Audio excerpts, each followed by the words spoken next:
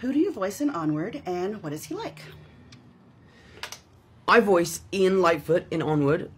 He is a really interesting character. He's a lot like me in a lot of ways, but the one thing that I loved about playing him was creating this journey and this arc that he goes on throughout the movie. He goes from a really vulnerable little kid who doesn't really know how to express himself and is quite introverted, and by the end of the film he's almost the polar opposite. And it just was a really fun process for me because I kind of went through that much younger than Ian was, but it was really fun for me to kind of bring that little piece of me to life. I played Barley Lightfoot, the older brother to Ian.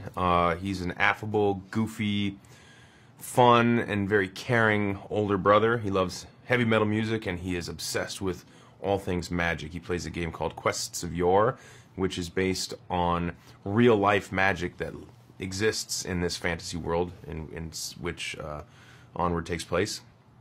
And he loves his van, he loves his little brother, and he's got a very big heart, and the harder he tries, the more annoying he becomes. Tom, describe Ian's relationship with his brother, and what does he think of Barley? Ian's relationship with Barley in this, it's kind of complicated. Like, at the beginning, I think he finds him a little annoying and he's embarrassed by him, but he obviously loves him because he's his brother. And throughout the course of the movie, he realizes the importance of brotherhood and sibling rivalry, I guess, a little bit. But for me, it was just really, really nice to get to kind of figure out these characters, especially working with Chris again. Like, we kind of are like these characters in some ways, and it just was really nice to just kind of be me for a little bit, albeit I had an American accent. But I think their relationship ends up in a pretty perfect place. Chris, what does their dad leave for them that they receive on their Ian's 16th birthday, and what is it meant to do?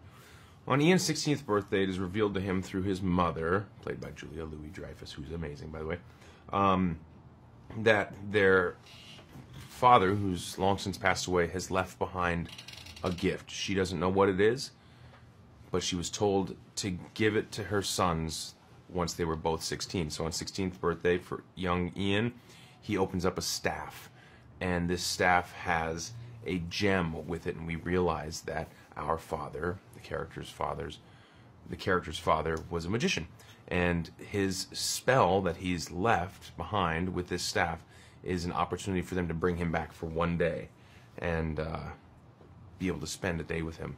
And that's obviously something they would both love to do because they barely have any memories of him at all. Tom, what happens when they first attempt the spell that prompts the quest? There's a running theme throughout the film where Barley kind of ruins everything. Like, he's always kind of getting in the way or making silly mistakes, and Ian quite often has to deal with the ramifications of that.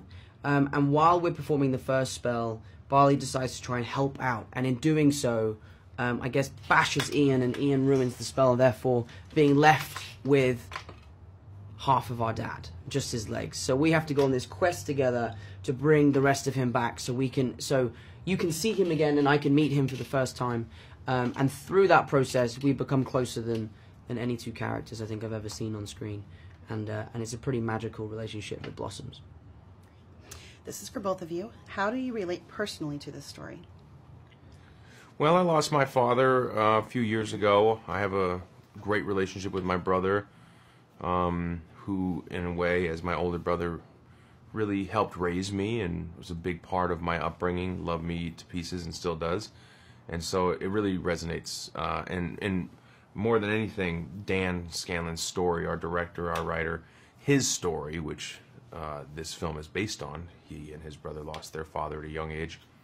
His story is something that I just clung really tightly to.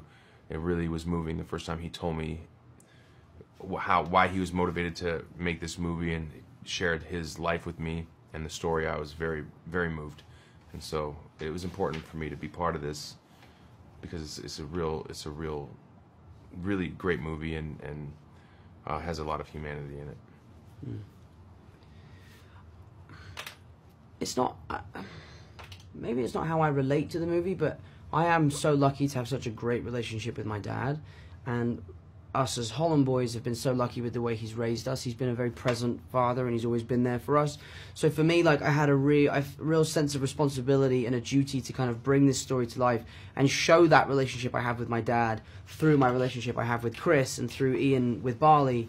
So I just drew a lot on my personal experiences with my dad teaching me to play golf, and then the first time that I ever beat him in golf, and all those kind of amazing memories that I look back on so fondly is basically all that happiness I've poured into this film. Okay. This one's for both of you again. What does it mean to work on a Pixar film, and is there a past Pixar film you connected to? Working on a Pixar film is a dream come true. Chris was talking about like milestones earlier. Like every actor has a milestone, and I think you were right in saying that not a single actor in the business wouldn't have this as one of their milestones. Yeah. So it's a real honor. It's a real honor. And the Pixar movie that touched me most was Coco. That's my favorite. Exactly. My favorite Pixar movie, I mean, there's so many. They're all good. I love Toy Story, but I really was moved by Up. Up is a very moving film, and I really love Up. And a lot of similar themes in our film to Up. I have a playlist on my phone called Crying Playlist. Yeah. For when I have to do crying scenes. And, you know, I think it's called A Letter to Ellie, I think it's called. Yeah. It's the song, and it's the opening of the movie, and that's on there, and it's a sad song. One last one. Why do you think people should see this film? Well, I think, why do I think people should see this film? First of all, I think whether I tell them to or not, people are going to see this film because it's Pixar, and Pixar as a brand of animated movies stands on its own. It's really exciting that I get to see the world wake up to these characters. It's fresh, it's new. It's not a sequel. It's original, and it's really exciting to think that the entire world doesn't know who Ian and Barley are right now as we give this interview. But in a couple weeks, the whole world will, and I'm really excited for that. It's a great movie, and they should really see it, just because this love letter that our director is basically writing to his brother in this film is that alone is worth the price of admission. Why do I think people should see this movie? I think people should see this movie because it's refreshing and it's uplifting. We work in the art of escapism, and it's going to help people escape our world and come into this beautiful new world and see this crazy journey that we've created with Pixar and Dan, and I just think it's going to be a wonderful time for people to realize how grateful they are for family and friends and all that sort of stuff.